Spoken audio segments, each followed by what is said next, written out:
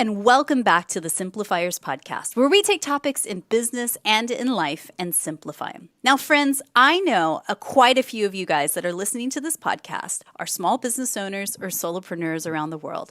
And let's face it, you guys, running your own business is a lot. It's a lot. And I think a lot of times we find ourselves striving for more and more. But the reality is, I don't know if more is always better. So let's simplify that today. My guest today is Marina Pearson. She's a mama, a best-selling author, an investor, a podcaster, and joyriding retreat facilitator. Aside from being featured on ITV This Morning, Marie Claire, The Guardian, and The Daily Mail, she lives her life working on projects that truly light her up. When she isn't spending time with her son at the beach, which sounds completely awesome, Marina, she is running exclusive joyriding retreats in Spain for women and moms in business who want to ditch the overwhelm. She's the host of the Joy of Being podcast, where she interviews transformational people, business owners, and creatives to share how to live a life and business that they really enjoy. I'd like to welcome to the Simplifiers podcast today, Marina Pearson. Hey, Marina. Hey, so wonderful to be here. Thank you for that lovely introduction. Of course. Now, Marina, I really want to talk to you today on simplifying and understanding what's actually underneath this striving thing that we do as entrepreneurs. So in your mind, what's the difference between striving and thriving? So what's behind striving, as far as I can tell, is the illusion that when we get to where we want to go, that somehow our life will be better. Mm-hmm. Somehow our life we'll have a feeling that we're chasing. So it's really about the feeling that we're chasing. It's not the thing itself. So if we think that I was just doing a podcast interview this morning, and we were talking about this six-figure mecca that so many of us want to get to. And if we think that six figures is going to give us a feeling, we strive towards it because we want to live in that feeling more of the time. And usually the striving side is saying that I'm not happy where I am. I want to get to where that feeling will come to me by having that very thing that I'm striving for. Mm-hmm.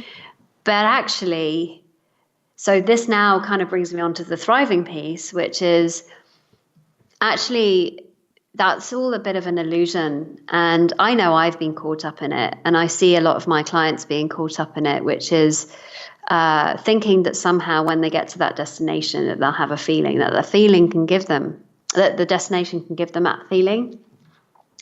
So, for example, I used to think that having a villa somewhere with a mountain view, which I now have, could give me a feeling. But it can't, because there are days I'm sitting in my villa that I'm all wound up, very stressed out. And there are days where I'm like so chilled, so relaxed. So it can't be the villa.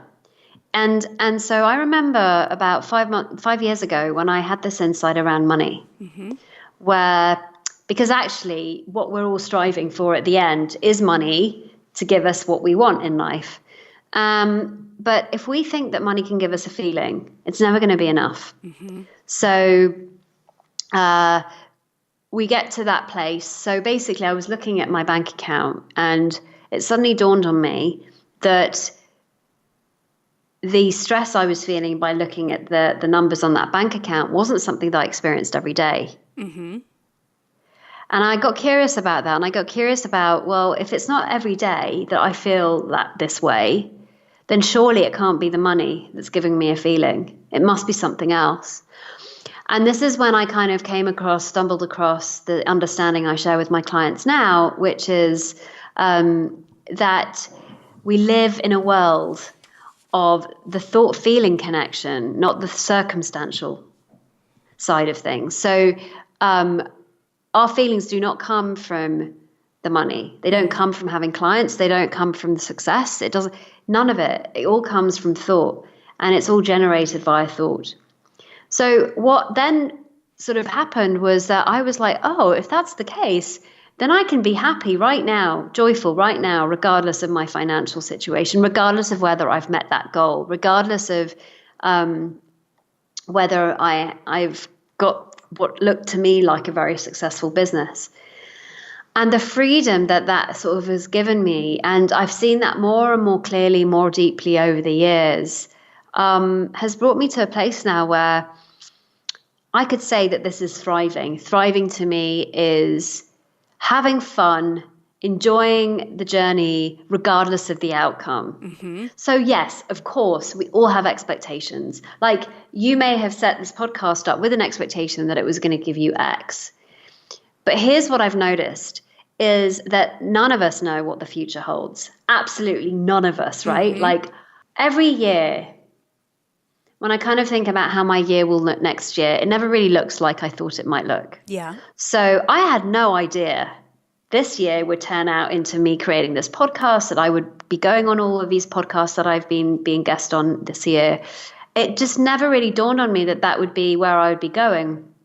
And yet that's where I am right now. Mm-hmm. It never dawned on me that I would be bringing women to my villa in Spain so that they could actually create more space, more time, more self-care for themselves. And that I would meet someone that would introduce me to a group of women that really need this, so that there's been a beautiful partnership that's been created as a result. So it's really interesting to me that we create all of these expectations about projects that we want to create, thinking it's going to give us this outcome, but yet we don't know. We have no idea. And so if we think that the outcome is going to give us a feeling, when the outcome doesn't come about in the way that we want it, of course, we'll get disappointed, we'll get upset, we'll get angry or whatever. And so we go back into striving for the next thing and the next thing, because somehow we're not feeling the way we thought we would feel once we achieve that thing. I think what I'm hearing you say, and I just want to put a pause here, is Sure. that, yes, we have to set expectation. We have to set goals to know where we're headed, right? But it's the being flexible in that path might lead you somewhere new that's beautiful and unexpected as well. Is that what you're saying, or is this something different? I'm curious actually to ask you what you mean by a goal, Yeah. because I don't necessarily set them. Yeah. So I'm curious about what you mean by a goal. Well, let's take a podcast, for example. So when you launched your podcast, what month was that? I think it was April. Okay. This year. So in that process of saying, I'm going to launch a podcast. Brilliant. You had to go out and purchase a microphone, figure Sure. out all the tech stuff. Oh my God, the editing, all the things that go with all of this new thing that you've brought to life in your business, right? So at some point, somewhere, there was a cognitive moment where you said, right, I'm going to do this thing. That's the goal, right? Launch a podcast. That's what I mean by a goal. Does that make sense? Yeah, so I see them more as an intent. So yes, I have an intention, because for me an intent is less fixed. Yeah. It's more like, I don't know, for me that's just words I like. Yeah, goal is very kind of tangible, whereas intent is like, this is the intent, this is the intention. So then it's more open. But yes, but here's the thing, I can do that without striving. Yeah.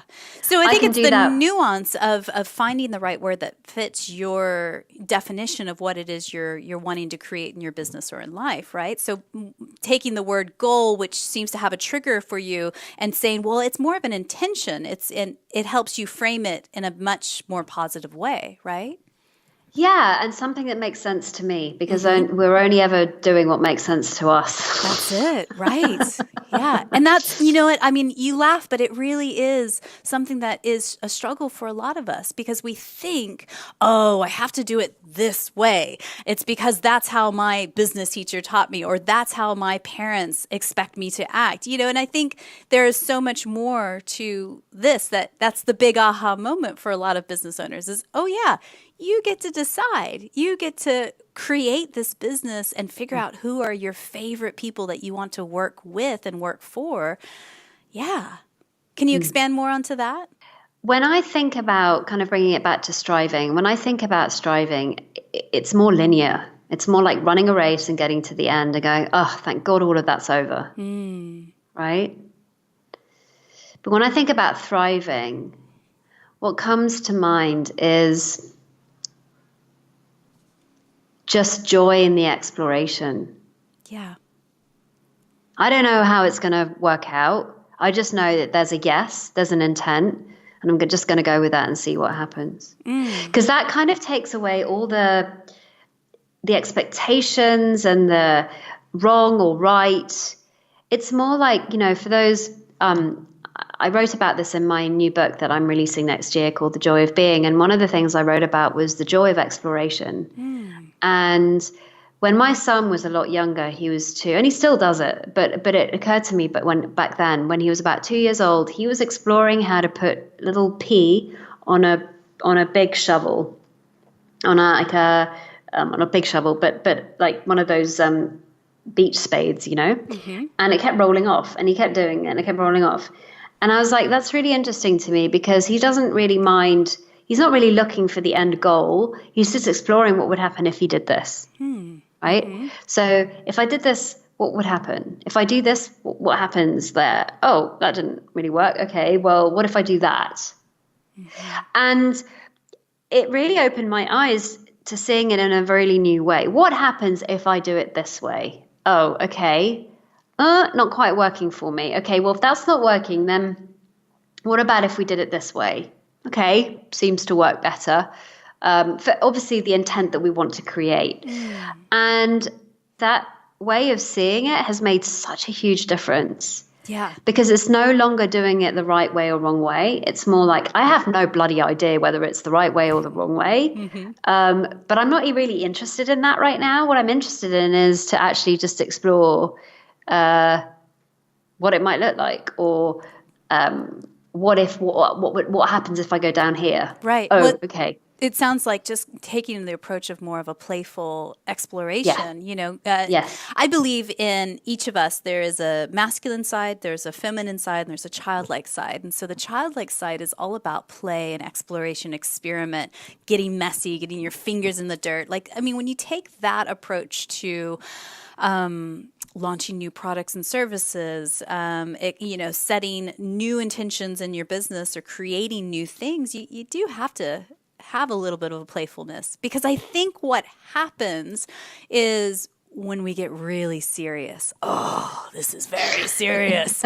Oh, if this doesn't get me X number of pounds or X number of dollars, then it's all ruined. It's all going to come crumbling down. That's where the playfulness goes right out the door, and you get really, really rigid, right? Yeah. And so I had this insight about 3 years ago when I was sitting in a seminar, and I was making my business into this thing that was super serious. It's like a serious job, like business owner serious. And what I heard, it was just a throwaway comment. And what I heard was, what if your business is like going into the kitchen and just experimenting? And you've got all these ingredients, and then you put them together and something shows up. And so I was like, that kind of really softened it for me. It was like there's certain areas that in my life that I probably take a little bit more seriously than others. And that was definitely one of them. And so now I liken that to, for example, I had a friend and a client come over, and we had a chat, and he was a bit stuck in his business at the time. And he didn't quite see. He had all of these ingredients. So he had laid them out. But he didn't realize that what he was making was a moussaka, for example. He didn't realize that what he was making was a dish. But he had all of these ingredients. He just didn't know how to put them together. So how can we enjoy and then embrace the journey of business ownership, do you think? Well, certainly by experimenting, certainly by not taking ourselves as seriously. And remembering that it's a game. It's a game. And I know it may sound really trite, because it may well be that you rely on the business to make money so that you can live. And it may look really serious to you. It may look like if you don't make it happen or make it work, that, it means something about you. It means that you're a failure. It means that you're not successful. It means that you won't be able to put money on the table. But here's what I've got to see, is that there is this invisible giant. It's not separate from us, actually, because the wisdom that comes through is actually there for us. It's who we are. it's, thought that hasn't been contaminated yet. And what I mean by that is those moments where you sit on the toilet and you suddenly have this realization, or you have a conversation with someone and suddenly you hear something new that you hadn't heard before. Or you're like, oh my God, what did you just say? And it just opens up a whole new world for you that you hadn't seen. And I guess I liken it to this morning when I was doing yoga, and my yoga teacher came over and she basically just slightly changed where my shoulders were in the yoga pose, and it opened up an entire new yoga pose. So it's not like you have to have this big shift. It's literally micro shifts where you suddenly see something slightly differently to the way you saw it before. And it just opens up a whole new world of possibility, or giving you a new relationship to that thing that you're creating. And you mentioned this concept of the invisible giant. What does that mean to you? So, as I said, there is wisdom. The invisible giant is that thing that we can't see. Your intuition. Yeah. And that does a lot of the heavy lifting. So, to give you an example, this client that came to see me in Spain with the retreat, and it just so happens she has a group of badass mothers that when she was posting about her retreat experience, were all like, oh my God, we'd love to come. Now, we're in the process of seeing what that looks like and how it can work. But that's what I mean, is that suddenly an opportunity appears that you could never have ever have planned. Right? Yeah. And that actually, rather than being on social media 24 hours a day, just through one client, now you've got a whole source of what could be potential business. So that's kind of what I mean, is that often we think we have to push and hustle and strive to make things work. But actually it just takes, and what was interesting was that I was planning to cancel the retreat because it was just her and I was wanting more women to come. But something went, no, just do it anyway. And I then realized that it was a really big deal for her to come. Like, it was a big thing for her. And I'm like, okay, so it's fine. We'll do it. And it was an amazing experience. And I got to see the value of what I do in how I've shifted slightly the message and what it is really that's valuable to her and women and mums. But also this, through conversation, this emerged. And that's what I see time and time again, is often we think we have to, we have to plan it all, but actually things just emerge. And I'm not saying that planning isn't useful, because it is, and strategizing. But often I've just created a strategy and then had to redo it again because it doesn't look anything like what actually happened. So yeah, it's great to have a framework, I guess. But sometimes the framework is literally, I just want to see what emerges through conversation. And that's the strategy you have for your business. And I find that whenever I go through, say, a big launch or putting something out into the world, we do put a strategy together that, has steps to it. But what's most powerful in my process, and I'm curious if you have something similar, is that now the thing's done. The most important part of it all, in my opinion, is the recap. So while it's still fresh in your brain, either the super successful bits of it or, oh, we didn't hit our numbers or whatever, you go through that process of saying, okay, well, what worked? What didn't work? And lessons learned. Like, what do I know now that I didn't know before that thing? And I think that part is sometimes the most fruitful. But it's like you say, you may think you know how it's going to go. And if you stay really rigid, you go down the path and you're push, it doesn't really work, right? But with the strategy in place, you set your intention, you go down the path, and then afterwards you're like, oh, well, now I know this. And now the new thought bubbles pop up in your mind of like, well, we could take it this way, or actually people have said they want this from me. And so let's build something that really serves their core needs or what they're asking for. I mean, do you find that in your process as well? Yeah, definitely. There's always something new you'll learn based on what you create and birth into the world, and you'll always get feedback. Yeah. Sometimes it's not feedback that you want to necessarily hear, But it's far better feedback than keeping it in your head and actually not doing anything with it. Exactly. Yeah. So you have a podcast. It's called The Joy of Being. What does the joy of being mean to you? How do you create this in your own work and life? So for me, it's just about the joy of there are two aspects to it. The first is the joy of being human, because often we run away from that experience. Often we don't want to be human. And human, I mean the messy bit. The bit where we get upset, where we get lost, we feel overwhelmed, we feel stressed. It's all valid. It just means we're alive. So that was the first thing, is to embrace that human being part of us. And the second thing was actually the joy of just being. I think what I've seen of the world in which we are in today, there's a big call for us to slow down.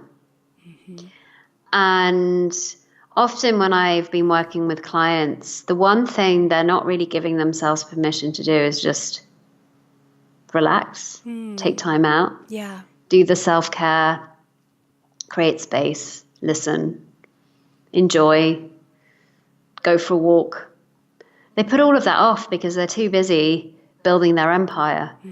But what's the point of building an empire if you're actually burning yourself out and not looking after yourself and not giving yourself the space and time for you to listen to that wisdom that's already there, that can actually give you a whole new path, a whole new way of doing things that's much less effortful and that's effortless. So I wanted to explore that because I saw that the number one challenge that most of my clients are going through, and most of them are overachievers, most of them are like me, they're action takers, they're doers, they're busy. The discomfort of actually sitting and not doing anything, and I mean anything, just sitting out and watching the birds fly, having a cup of tea, just staring out onto the horizon, that absolutely terrifies them. So, and why is that, do you think? To be with the noise, to be with the thinking that we so want to keep avoiding. It's a habit. So, you know, as I said, I come back to the retreat that I had for this wonderful, wonderful mum. You know, the first day, I make sure there's a lot of space. So unlike many other retreats that might be really full, you've got, you know, yoga in the morning and then you've got food and then you've got, it's like, no. What I want is to give the space, that there really isn't any agenda. The agenda emerges throughout the 4 days. And the first day for her, when she was just sitting by the pool, she was like, this is really unusual for me. This is really uncomfortable for me. I feel like I should be doing something. Because, you know, she's a mother, you know, she has a child, her days are really full. She's on the go. So that experience of just letting herself be and sitting and reading a book. Just like, I can't remember the last time I read a book. And in the afternoon we talked about it. I said, so, you know, where are you at? She's like, I'm really uncomfortable. Like, this is so not me, she said. Like, this is so not me to sit here and not do anything. And I said, okay, that's normal. By the fourth day, she's like, I'm loving it. So it comes down to giving yourself permission to slow down. Give yourself permission to have that space. I mean, will be the first to admit, I am certainly a type A control freak, go. And that's how my modus operandus has been for many, many years. And only until recently have I started to play around with that. I mean, I've owned my business for 15 years. The Simplifiers have been around a long time. I wish I could say that I have been a simplified living person for the last 15 years. The truth is no. But only really in the last 5 years have I started to go, okay, hang on. Is this really thriving? Is this just jumping from one goal to another goal to another goal and thinking, oh, this is not enough? And that's where that whole insecurity comes into play. Because when you chase goals, you chase chase money, you chase awards. It kind of, once you get it, you're just like, like you've been on Claire, you've been on TV, you've gotten the best-selling novel. Like when you get the things, like, is it really what you want? Is it really giving you what you thought you'd have? The answer is no, right? So I can totally resonate with that. And for me, it's been interesting as a process to realize, well, A, your brain is so powerful. That's bottom line. And B, once you start to realize that you can slow your pace down and that your business, your life will not fall to pieces, that's the fear that underlies everybody.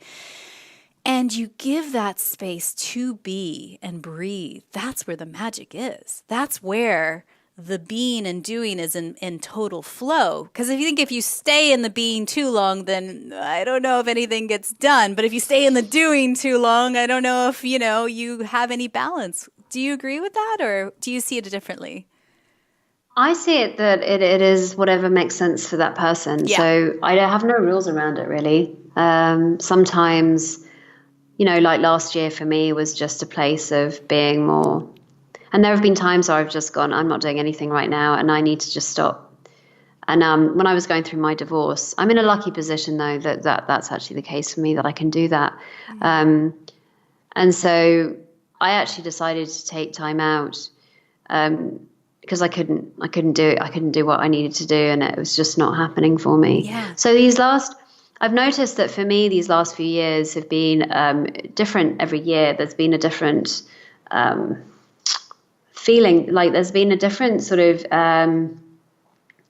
rhythm to it. So last year, the rhythm was definitely slowing down, making more time, because I went through a divorce and so forth. And so that was kind of the theme of the year. And this year has been really interesting because it seems to me it's been hugely transitional. So beginning of the year, I decided to do the very uncomfortable thing of actually not working and stopping and sitting and getting really comfortable with the discomfort of being, just to enjoy the time off. Like, how did I realized something. I realized that my dad, he worked until he was like 80. And the reason for him doing that was because he didn't know how to enjoy himself taking time out. Yeah.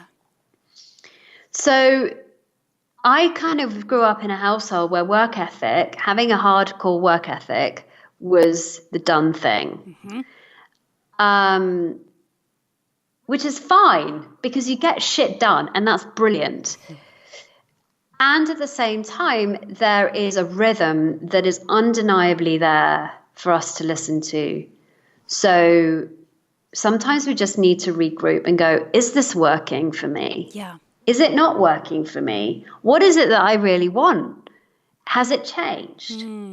Am I really being conscious about how I want to go about doing this? Or have I fallen back into old habits of thinking? Have I fallen back into old habits of doing? And I'd definitely fallen back into that. So I just went, okay, time off.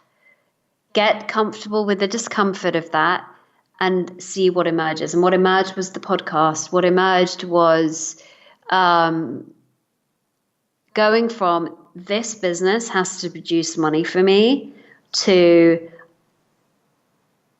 Marina Inc., all assets that she has actually can produce the money for her to be able to self-express. Yeah. So that's been huge for me in terms of, I have money that comes in from different things that can sustain me, support me to do the things that I absolutely love.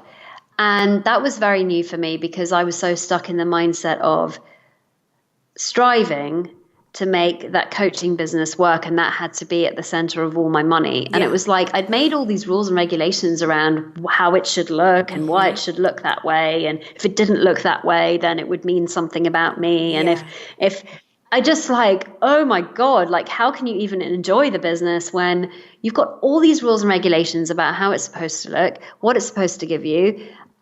And so over time, my my kind of attachment to it has totally gone. Like I don't have any, if I coach, great. If I don't coach, fine. If I'm doing something else, that's okay. Like there's no,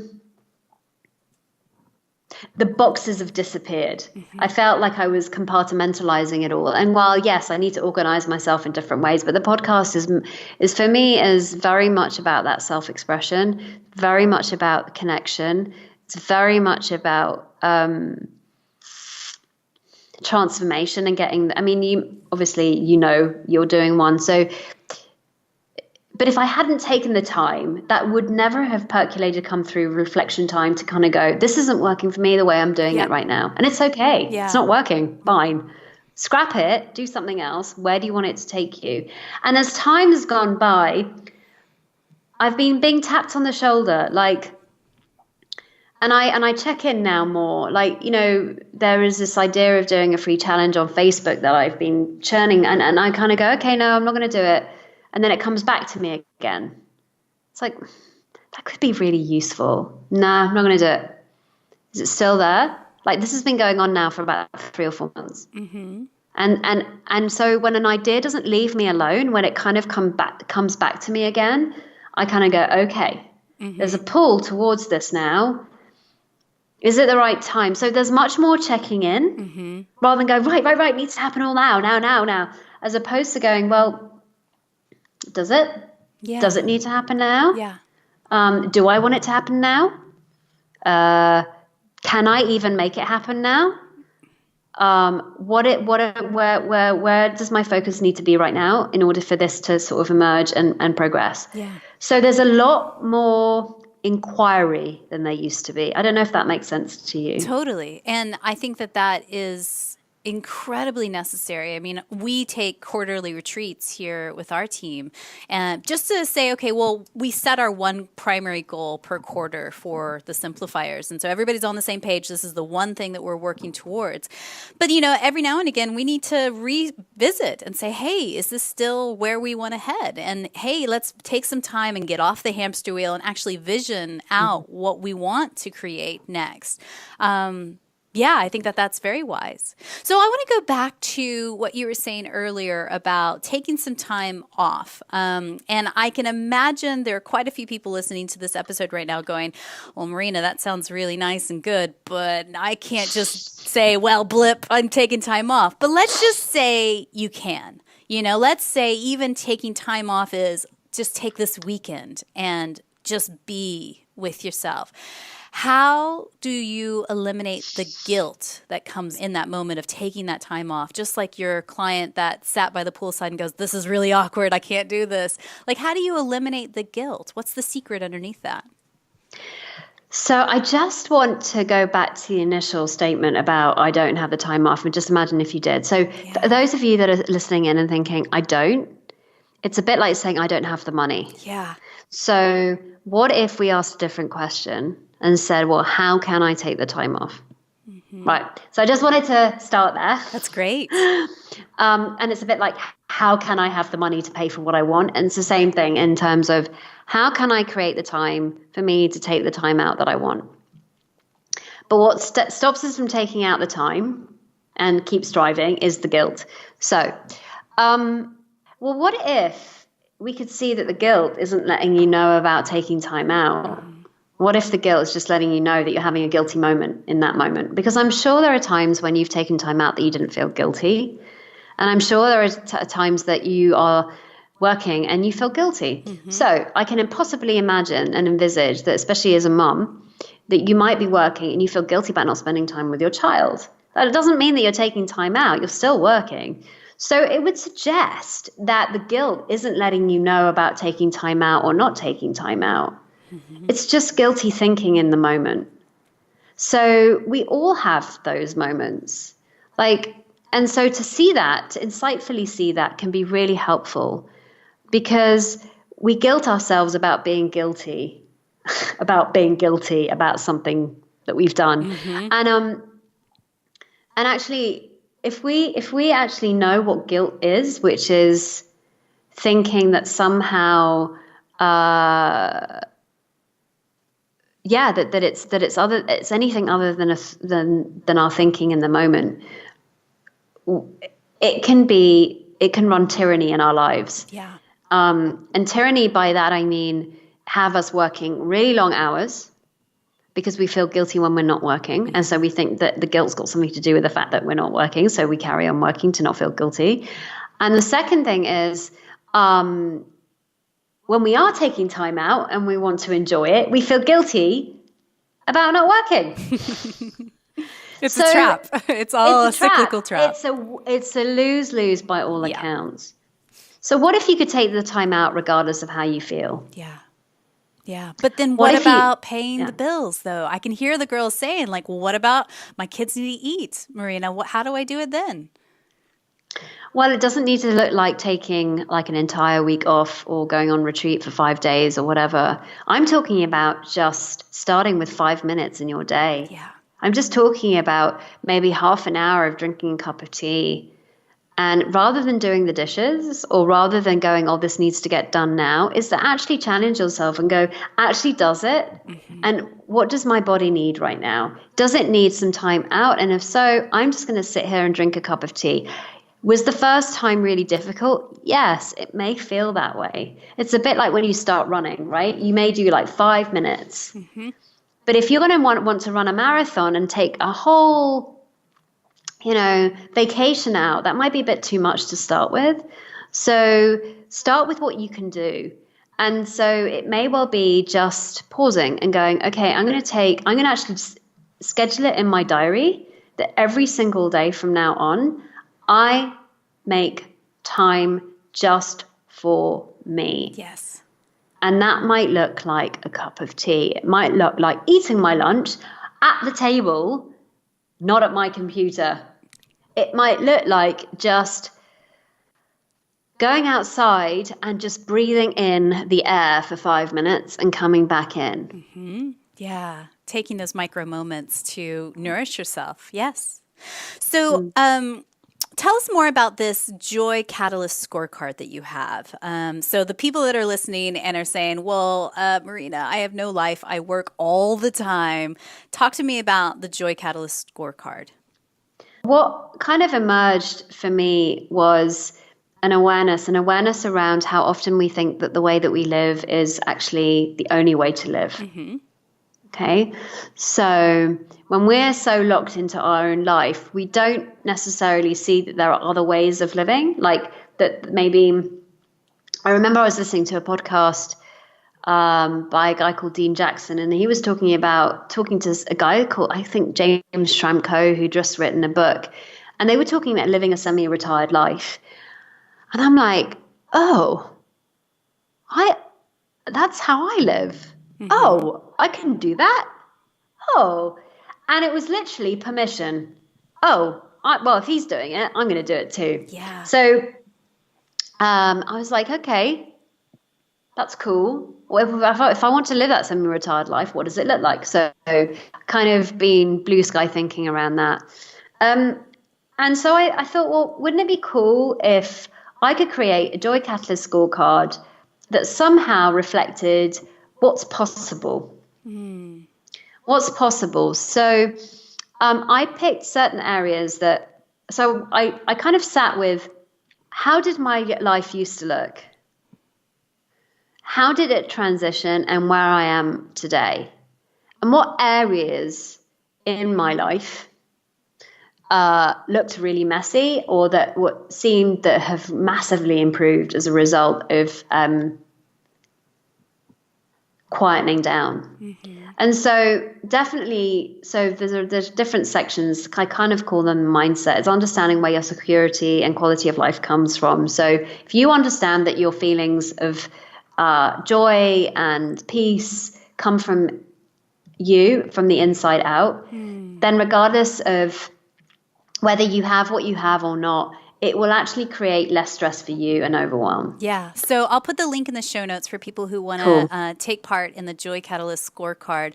But that's also marinapearson.com/scorecard for those that are curious and want to check it out.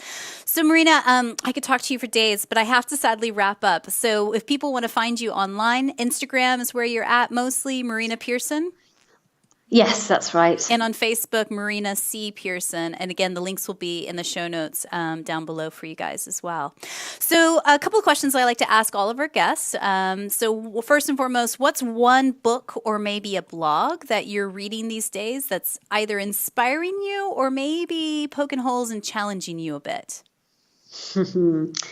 It is called Calm Parents, Happy Kids: The Secrets of Stress-Free Parenting by Dr. Laura Markham. Great. Yeah. And why do you like it?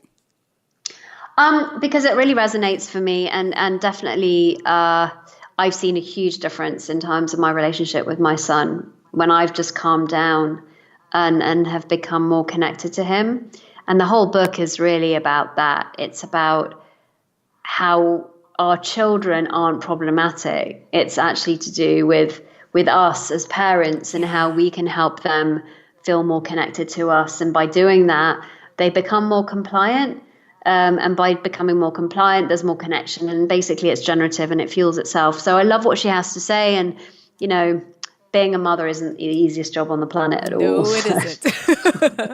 So tell us maybe one person that you know in your circle or network that you think we should interview on the Simplifiers podcast, and why? Anne Wilson. She is called AKA the Well Chef, and she has been hugely influential in my life. I started a program with her last 2 years ago called Financial Freedom University. Mm-hmm. And as a result of the work that I've done with her, I am now financially free. I am creating assets. I see my life in a really different way to the way I used to see it. And it's got me to see that it's just, she's doing phenomenal work. So she gets you out of, well, basically the course that she does, her online program, her sort of stellar program is the Financial Freedom University. And it's really about anyone that wants to get themselves out of debt, mm-hmm. wants to start to look at how they can invest, even with like 25 quid a month. And once you're starting to invest, how you then keep growing what you've got. So it really, I don't know any other courses that are out there that are doing that. So quite frankly, I have a lot to be grateful for in that respect. Yeah, she sounds brilliant. And, you know, it's so many people out there, and I'll be first to admit, myself included, we sure could learn a lot more about how we manage our money. And there is fear that circles around money, and it's always that thing that nobody wants to talk about and gets shoved under the rug. So she sounds perfect. We'll definitely have her on the podcast soon. Yeah, please do. So gratitude and simplicity in my book go hand in hand. What's one thing you're grateful for right now in your life?